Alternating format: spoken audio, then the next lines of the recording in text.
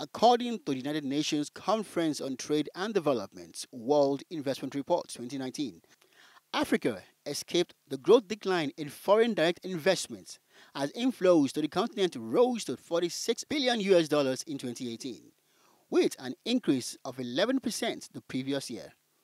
But this year, it has seen less growth for commodities, despite a rise in prices.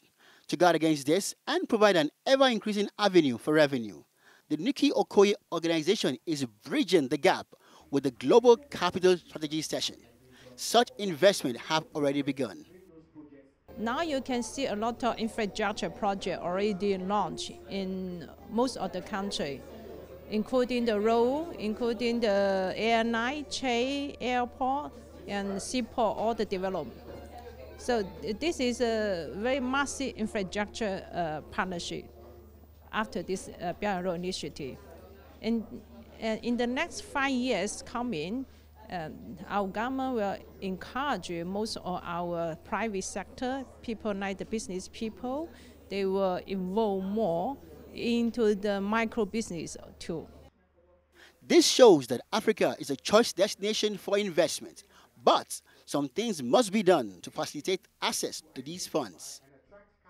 If you're investing $10 million, you also want to get money back. You don't want to lose. So, of course, you have to put certain things in place to make sure that these businesses thrive, starting with power, starting with the corrupt system that's going on in Nigeria. A lot of people talked about it in the event because people had issues with getting credit cards, people had issues with getting banks to sponsor what they were doing, people had issues with even clearing things at the end of the day. Imagine you want to clear something at customs, you have to go through a lot of processes, having to go through so much protocol that were totally unacceptable, totally not relevant. Of course, these things would stop people from coming in because you have to check the needs of your business. You have to analyze the ground you're doing your business in. You have to make sure that it is profitable. You have to make sure that your business will thrive there. You have to make sure that there's a need for it.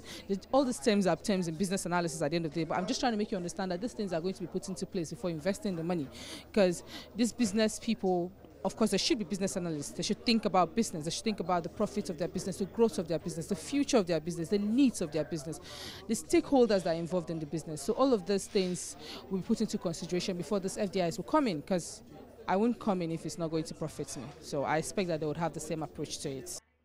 The construction and partnership across the continents shows Africa's preparation for growth. FDI, which is foreign direct investment, has slowed down in this part of the world over the last 3 years. And so what I tried to do with this session was to show people that there are alternatives where there's money out there, foreign investment out there, but that doesn't necessarily have to be from private sector initiatives. You can actually get funding from some bilateral support agencies, and bilateral support agencies, I mean agencies that are supported by countries and governments.